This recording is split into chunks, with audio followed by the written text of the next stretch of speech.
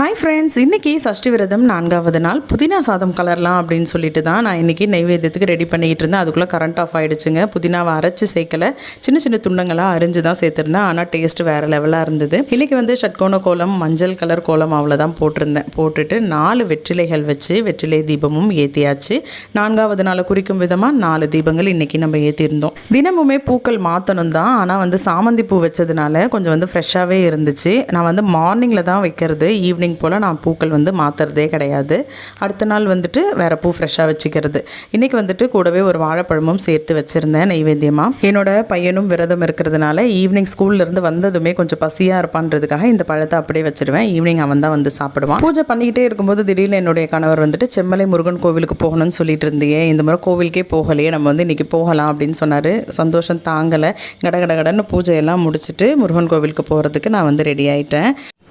நாள் என் செய்யும் வினைதான் என் செய்யும் எனை நாடி வந்த கோளென் செய்யும் கொடும் கூற்று என் செய்யும் குமரேசன் இரு தாளும் சிலம்பும் சதங்கையும் தண்டையும் சண்முகன் தோளும் கடம்பும் எனக்கு முன்பே வந்து தோன்றிடினே. வெற்றிவேல் முருகனுக்கு அரோகரா, வீரவேல் முருகனுக்கு அரோகரா. அழகாக பூஜை எல்லாம் முடிச்சுட்டு நாங்கள் வந்து செம்மலை வேல் முருகன் கோவிலுக்கு கிளம்பிட்டோம். அங்கே போயிட்டு நல்லபடியாக பூஜைகள்லாம் நிறைவடைஞ்சிது. கோவிலை வலம் வந்துட்டு அங்கே திருப்புகள்லாம் பாராயணம் பண்ணிக்கிட்டு இருந்தாங்க. அதுக்கப்புறம் சுவாமிக்கு வந்துட்டு லட்ச அர்ச்சனை செஞ்சுக்கிட்டு இருந்தாங்க. இதுக்கான டோக்கன் எல்லாம் கோவிலே விநியோகம் பண்ணுறாங்க. யாராவது செங்கல்பட்டு லோக்கலில் இருந்தீங்கன்னா கண்டிப்பாக கோவிலுக்கு போங்க. இவங்கெல்லாம் வந்துட்டு உபயதாரர்கள், அவங்கள வச்சு கொஞ்சம் பூஜைகள் இதெல்லாம் செய்கிறாங்க. சுவாமி வந்துட்டு ஸ்வர்ணாபிஷேகத்துக்காக பக்தர்கள் கிட்ட இருந்து தங்க நகைகள் கேட்டிருந்தாங்க. நானும் என்னுடைய கணவரும் நாங்கள் போட்டுட்டு போயிருந்த நகைகளில் கொஞ்சம் கொடுத்துருந்தோம்.